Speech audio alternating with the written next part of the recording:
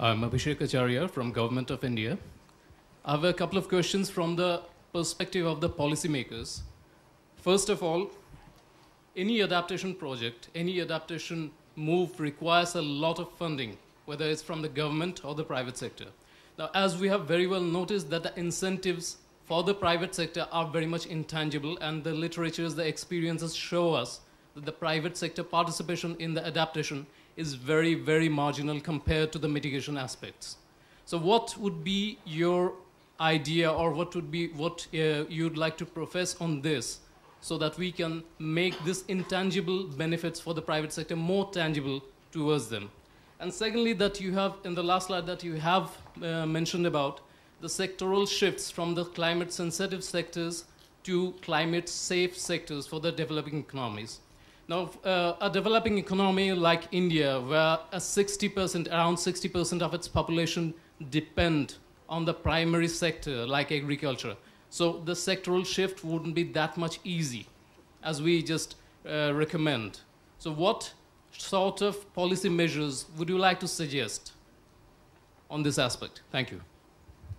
Okay, thank you. I think we'll take 2 or 3 questions and deal with them together, because some of them may well be related. So I have... Professor Mandelson, I have a very specific question, and at the same time, suggestions from you. As you know, Bangladesh is a delta country. Every year we experience some sort of disaster, cyclone. These are common phenomena. So from this perspective, the government of Bangladesh has recently undertaken, with the aid of World Bank, to, increase the climate resilience or climate proofing of our polders, coastal polders. The coastal polders, we call them embankment as well. So in that case, we have, under the current ongoing project, for us it's a dilemma. Actually, what would be the height of the polders to be raised? Actually, these are all constructed in early 60s with the aid of US aid. So at this stage, what should be the height of this particular polders? Because we don't know. In the climate science, everything is uncertain. In the upfront, you don't know in 20 years' time or 30 years' time what is going to happen. In that scenario, I actually seek your special suggestion for the government of Bangladesh. Okay, thank you very much. Okay, thank you very much. And I think we have a gentleman from Nepal.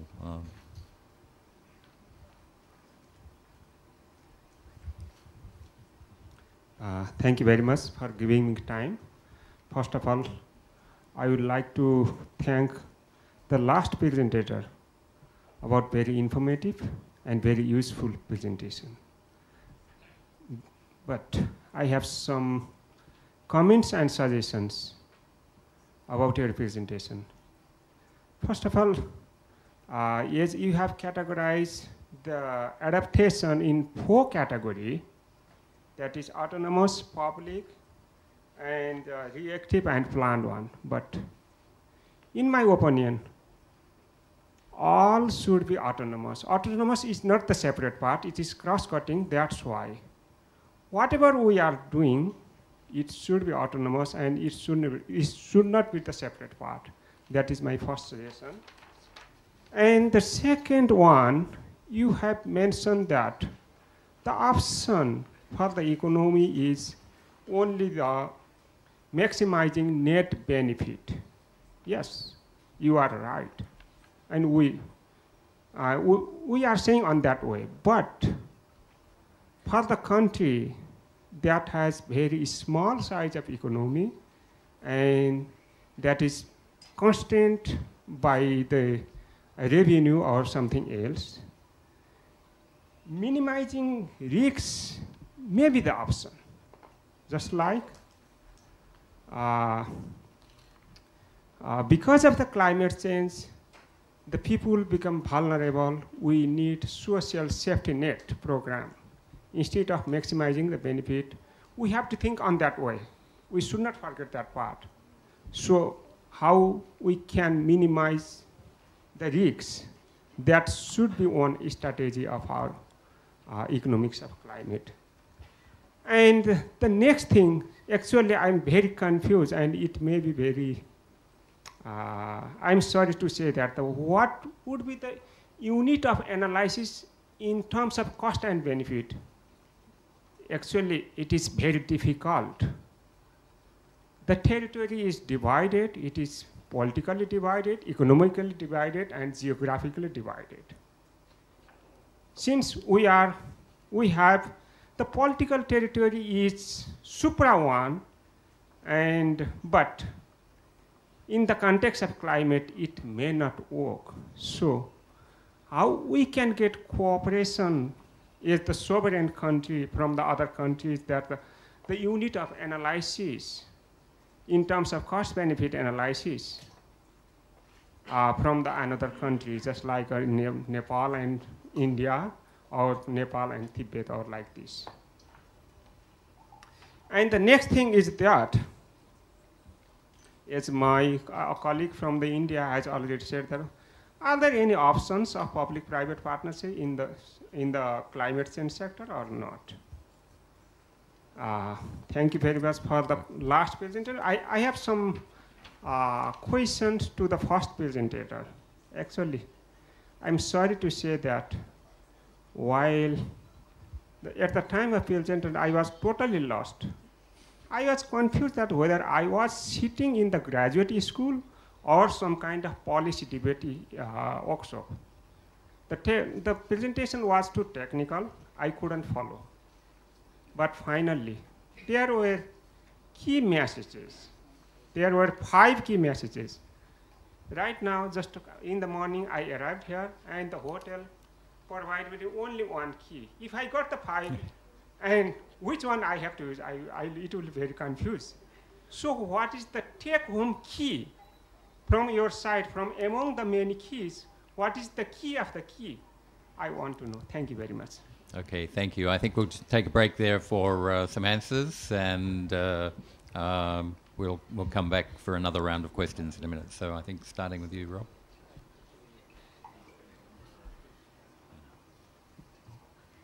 So you're asking lots of very good questions. I don't have answers to all of them. One of the things that I'm trying to get across to you is that I have some techniques, some methods in order to find answers. I don't actually have all the answers. One of the reasons why I'm looking for cooperation between us is that between us, I think we can find the answers. So that we might not have them now, but in 2 years, the idea is that we'll have a lot more of those answers. But one of the things I guess I do want to emphasize is what policies do we have to do to change sectors? When I was just talking about that, I was just talking about traditional development projects that try to develop other parts of the economy outside of agriculture. We don't usually think of those as being climate change adaptations, but in fact, they do make us more resilient to climate change. So I wasn't thinking of changing development. I was just commenting that development is actually maybe a friend of climate adaptation. That this is not a world where we want to keep those two completely separate. These are actually these are people that could actually be friends with each other. Things like cyclones are important to talk about because it's a fundamentally different kind of phenomenon that every once in a while you get hit in the head by something monstrous. That's fundamentally different from the fact that it's a little bit warmer every day. And so how you adapt to those is a very different thing. And you have to think about that very carefully. And cyclones in particular are difficult because they occur so rarely. It's really hard to know how they're changing. So it's going to take us a long time before we even understand the science of those. But one of the things that's true is that we have some tools, and there are going to be some ways that we can talk about both sea level rise and cyclones themselves. How would you adapt to different kinds of changes? The reason to talk about autonomous versus public is to try to identify places where it's important that governments realize they have primary responsibility. That autonomous adaptations are going to happen whether the government's aware or not. But the public adaptations won't happen at all unless the governments do them. So one of the reasons to talk about that in particular is that there are some places where governments really do have something very particular that they've got to be sure that they control, that they manage. Because if they don't manage them, they aren't going to get done. One of the ideas of trying to minimize all risk, that's a lovely idea, but one of the things you will be frustrated by is that you just won't have the resources to minimize all risk. Nobody has those resources. There's not a country that exists that has so many resources, there's no risks. We all have risks. And even when we manage our risks well, for example, we're all going to die. There's some limits of the things we actually can control. And one of the things you have to very carefully look at is, well, where am I going to get big returns? Where if I spend $1, I'm going to get a large change in risk? You want to look for where your priorities are. What economics is trying to stress is look at all the things you might invest in to reduce risk. Find the ones that are going to have the biggest impact. Make sure you don't miss those. Do those first. Then work your way down the list. As you get more resources, do more things. One of the things that I didn't emphasize enough, but is going to come out over and over again, adaptation is local. It is not a global program. This is not something that the UN in New York is going to design an adaptation program that's going to fit everybody. Most adaptations got to be done by local entities. That's each individual has to make some adaptations, local governments have to make adaptations, local firms have to make adaptations, provincial governments have to make adaptations, but the fact of the matter is the changes people have to make are different in different places. And so it's critical that adaptation come from the bottom up, not from the top down. This is completely different from mitigation. Mitigation, we got to have a global plan. We got to coordinate across us. That's a thing that plagues mitigation. Try to get every country in the world to agree on a plan. With adaptation, you can make a plan for your county, your local district. You don't care whether somebody far away makes a plan for theirs. You just have to make a plan for yours. And that's a fundamental thing that we're going to follow through with adaptation. First of all, that it's in your interest to make those changes, that you yourself want to make them. And second, that the change you make might be very different from changes other people make. And so you've got to actually look at your own circumstances and think that through. And that's one of the things that makes this hard to do. It makes it hard for me to do it from New Haven. I have to have your help. To study what adaptations make sense in Asia, it's got to come from you. You've got to be part of this project, because otherwise we will not know what to do locally. And that's the key to doing adaptation well, is to make sure that every place you use it, it makes sense there. And then finally, you mentioned the possibility of public-private cooperation. That might be something that is part of the package. That's not obvious right at the moment, just what that looks like. But as we figure out what it is exactly that we want to do, we might find that there's some wonderful circumstances where government/firm cooperation is something that everybody wants to do, that there's a reason for everybody joining together and doing this kind of cooperation. Thanks. Okay, and then finally, I think we have a problem of scientists not being able to communicate terribly well with economists and vice versa. And so, Jianfu, the one key that might help bridge the divide. Well, first of all, I apologize for doing a lousy job, and I think the organizers have a lot of, they should get a lot of credit for being brave, at least to introduce this presentation in the program. And I'm grateful also. I think I personally sat through a lot of presentations which I got totally lost, but I was always polite not to admit. But I think this is not at all surprising to me, because although I tried my best to be not so technical, but this subject is itself, unfortunately, very technical. And I think the message I was trying to get across is this meeting is about economics analysis, and I want to emphasize climate information is part of this process.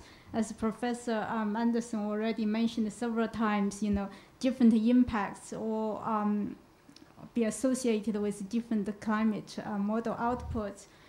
So all to do with the inputs into your analysis, what kind of information you put in, you get a very different output. Therefore, you may do different things when it comes to planning and the expenditure. And the state of the science is such that we don't have a great deal of confidence in the information we can access at the moment. And in the meantime, there are different techniques you could use to get around that problem with uncertain information. And I'm sorry, there's not one single message. So those are the three things I think I'm trying to point out. Information is part of the analysis, the economics analysis, and the current science is not perfect, and we don't have a lot of confidence in the things we're most interested in. And finally, there are techniques and good practice we could get around the decision-making and uncertainty problem. I also want to respond to the comment made by delegate from Bangladesh, and I think you talked about the challenge of how to retrofit your flood defense system with the changing climate. I think there are lots of work already been done, actually, not least from the ADB side.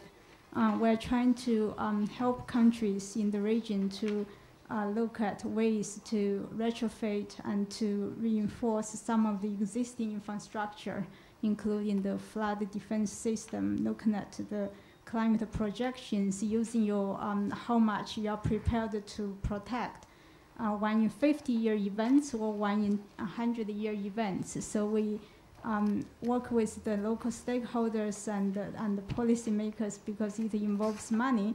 If you want to protect against the 100-year flood events, the embankment will need to be higher and the cost more. So there are work being done and looking at different types of protection levels and make a choice collectively. And finally, this public-private sector collaboration.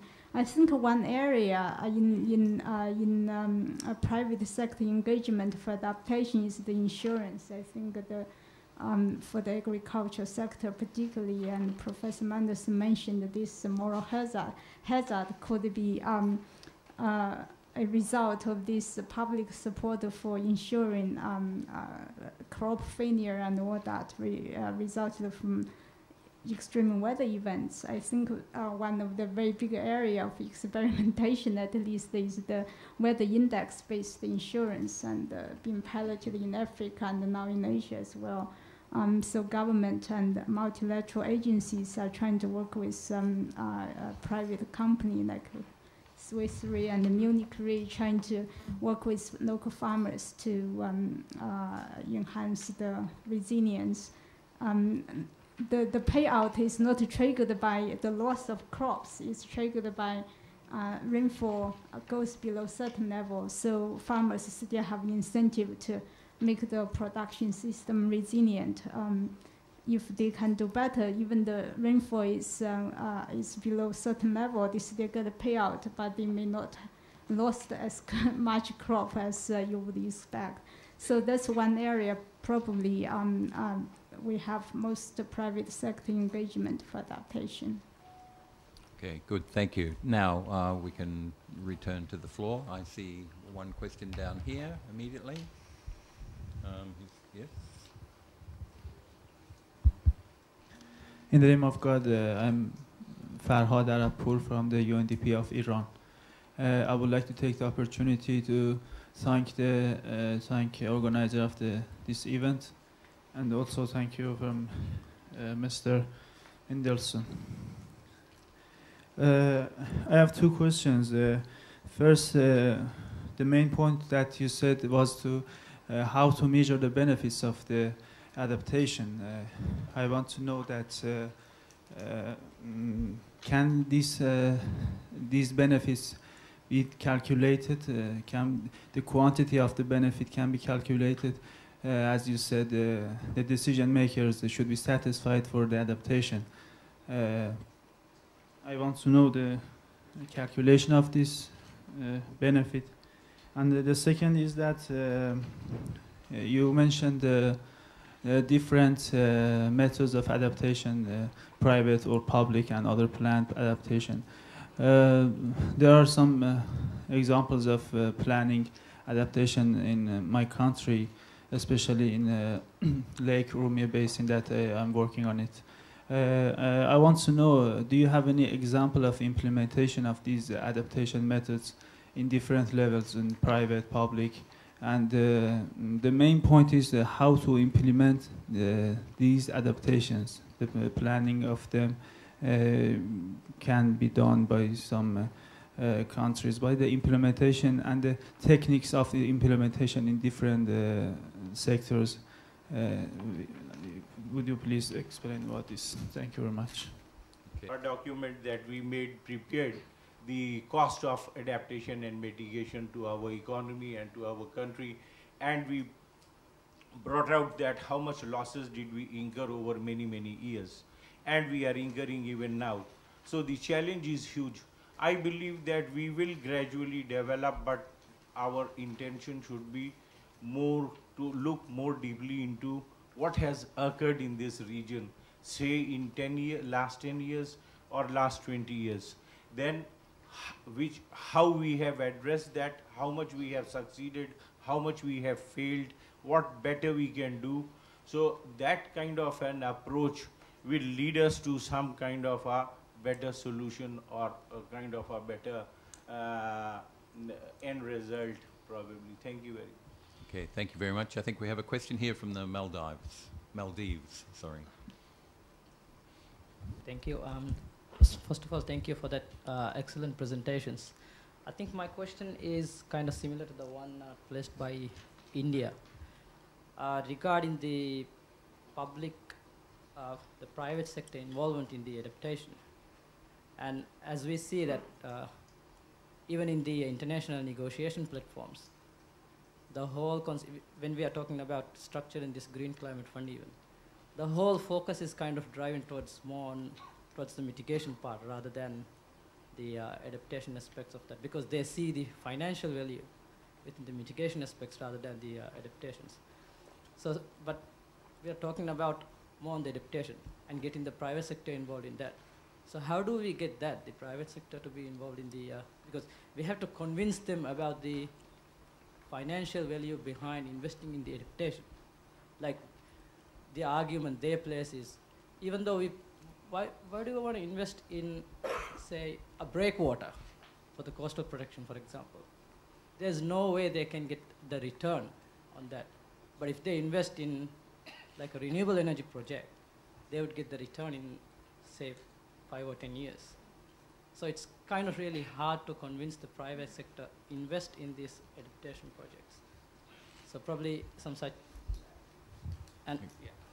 Okay, thank you. And then the final question before lunch. Oh, sorry. Thank you from my side as well. I'm Saida from Maldives, from Ministry of Economic Development. My question is, Professor Mendelsohn, you mentioned in your remarks that most of the adaptation work is local, it's a bottom-up approach, and not really a global focus as such. But then you also, in your presentation, you have mentioned that we have to look to a sectoral shift, moving away from climate-sensitive sectors like agriculture. But if we take into consideration the development objectives like food security, addressing poverty and nutrition, and then if we are to really move away from climate-sensitive sectors like agriculture and fisheries, which are very vulnerable to climate change, to a country like Maldives, where we don't have land and where we depend on fisheries as the only protein source, how do we actually address these kind of development objectives without actually looking into a global arena? How do we actually do that, especially do planned adaptation without bringing it in a global focus? The suggestions or views on that would be very helpful. Thank you. Okay. Finally, from the Philippines, and then we'll have to make that the last one before lunch. I think our colleague from the Maldives was able to articulate my sentiments as well. What was very glaring and something that really struck me was the recommendation of veering away from climate-sensitive activities, particularly on agriculture. My comment is that, yes, development is an option. Transforming the sector, especially agriculture sector, through technology, R&D to increase resilience, as well as an approach to development is something that I strongly agree with. But in the context of food security, which is a very pronounced development objective, especially of the Philippines, is climate change adaptation something that we should pursue in the consequence of food security? And I think the economics of climate change would be able to address one of these questions. And I think the policies on food security vis-a-vis climate change adaptation would be able to be discussed as well as expressed in economic terms through this activity. And it's something that each country would have to think about. Are we going to pursue climate change adaptation at the consequence of food security, or food security as a way of adapting to a changing climate? So I think this is something maybe the professor can also enlighten us, as well as provide us guidance on how we can pursue both objectives for all of our countries. Thank you. Okay, thank you very much. Robert? Do you want to answer some of that? All right. So one of the fundamental questions you asked is, can the benefits of adaptation be measured? That's a great question to ask right now. If we don't answer that by the end of this conference, we have messed up. So that's exactly what we're trying to do during this conference, is convince you that these things can be measured. They can be measured in ways economists recognize, dollars, and they're going to be just as fundamental as other investments one would make. And one of the arguments we want to make is we can come back to Rathan and say, look, you can invest in climate adaptation because it's better than anything else you've got on your list. And I think that's a case that we can make, that adaptation makes sense from an economics point of view. There's lots of questions here. One of the questions has to do with how much is the private sector going to help in doing adaptation? So one of the things I'm trying to tell you is that the private sector is going to take care of itself. Okay, so if you've got a big oil refinery and it's on the coast and it's worried about sea level rise, it's going to build seawalls around itself. It's going to take care of itself. If you're doing an economic development plan, you're building a big hotel along the Bangkok River, you're going to build it a little bit higher than you might have otherwise, because then your hotel is not going to be flooded. The private sector will take care of itself. Will they take care of everybody else? No. So if you're asking the private sector, will they build a seawall for all of Thailand? No, they're not going to be terribly interested in that. That's actually a government job. Why should they do that? But they will do the adaptations which are relevant to themselves. Now, whether there's room for places where people can work together, Thailand decides it's going to build a seawall across its entire coastline. Is the best way to do that to have government employees do the construction? Or is it the best way to do that to have a private sector do the construction? There's lots of places where once the governments have decided that they're going to act, they might want to use the private sector to actually be the vehicle of making the changes. So I can see a lot of public-private interactions with the government financing it and the private sector actually conducting a lot of the work. One of the fundamental questions that I guess I'm trying to convince you is that even if the UN dropped dead, you ought to be doing adaptations anyway. Because given your budgets, and everybody's budget's a little bit different, but given the budget you've got, some of the money should be spent adapting to the world that you're going to see in the future. Because you'll be better off doing that than not doing it. Now, one of the things we're going to try to talk about in the process of doing this 2-year project is trying to identify which projects actually look good, and particularly which projects look good for different places. So the best project for Mongolia is going to look totally different from the best project for the Maldives. You know, each of you have different things you're trying to cope with, and so you've got to ask yourself, what's going to work for me? And so one of the things that we're going to try to emphasize over and over again is that no matter what your technology level is, no matter what your budget is, there are going to be some changes that you ought to make because you'll be better off if you make them and if you don't. Now, that doesn't mean that we're not trying to prepare you to grab as much public funds as you can from the international community. By doing good economic analysis, you're going to try to identify adaptation projects that the international community is going to want to identify with. They love to see adaptation projects that are successful. This is a brand new area. We don't know how to do this yet. Successful case studies is exactly what we're looking for. There aren't that many of them. If you guys can develop good ones, you're going to be funded. And that is another aspect of this project. But this project's going beyond that. It's also trying to convince you yourselves that you want to make these changes. It's not just that you can get money to do it, but that you want to make these changes. Food security. What I was trying to say about development is that traditional development, which is strengthening other parts of your economies that are outside agriculture, is actually climate adaptation. That is, it's a good way to adapt to climate. I am not suggesting that you all ditch your agriculture sectors, leave them in the dirt, and go off and try to become industrialists. I'm not saying that at all. I'm just saying, look, if you can develop better industries and other things which are not sensitive to climate, you will have a more robust economy.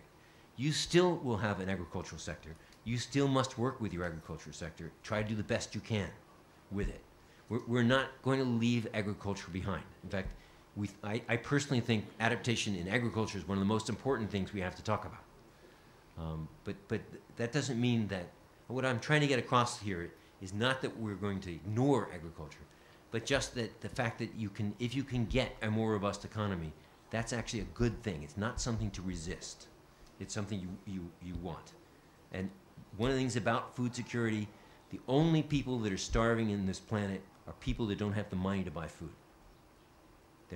You don't starve just because you're not a farmer. Most people here buy food. If they have the money, they're not going to starve. So it's income that's the crux to food security. It's not whether you can grow everything you want to grow, just in your local country. Okay, Pradeep. Maybe I'll just say a few words because we're hearing a couple of questions on this whole private sector angle. You know, I fully expected there to be lots of questions on this, but one thing I do want to clarify is this meeting and this initiative that we are embarking on is not one that is directly going to address this issue, although I recognize the relevance of it. On the other hand, this initiative is somehow connected because at the end of the day, the motivation for these kinds of questions regarding the private sector is really a recognition that public finance, as currently being discussed and is currently available and likely to be available over the coming years, is in the eyes of some insufficient to meet the needs that countries are identifying as necessary. And then the question then is, well, what can be done if public finance is not an option? And then, of course, the mind immediately shifts to the elephant in the room, which is, hang on, there is a lot of private investment that is taking place already, not in the name of climate change, but in the name of good business, in the name of economic growth, economic development, etc., etc. And the question is now being asked, well, can some of this private investment that is flowing, whether we like it or not, can that be directed, or can that be redirected or adjusted to reflect the needs in the context of climate change risks and opportunities? Because climate change does also present opportunities in terms of new businesses, in terms of new markets, etc., etc. And there, is a public policy question. Well, what can public policy do to effect some of that redirection? Can it do anything at all? And this is a big question that is, I don't profess to have the answers. It is being talked about in many circles, and you can see the relevance of it even in the context of a small farmer who is maybe growing certain crops that he sells to the market but that crop is now failing because climate conditions are getting worse. Well, could public policy in some way provide an incentive for switching the current species to something else? Could government policy come in to put in an irrigation system that might attract new businesses and so on? So there are possibilities, and it's, I guess, in that context that these issues are going to be talked about. Unfortunately, this particular program is not geared towards that. It's a very relevant one, but hopefully what we are aiming at that is some of the analytical work that countries will eventually embark on will take this issue to a different level and hopefully contribute to answering some of the very questions you yourself are putting forward. Well, is there a business case for this? Is there a value here that might be overlooked? And hopefully we can together start unpacking some of these things.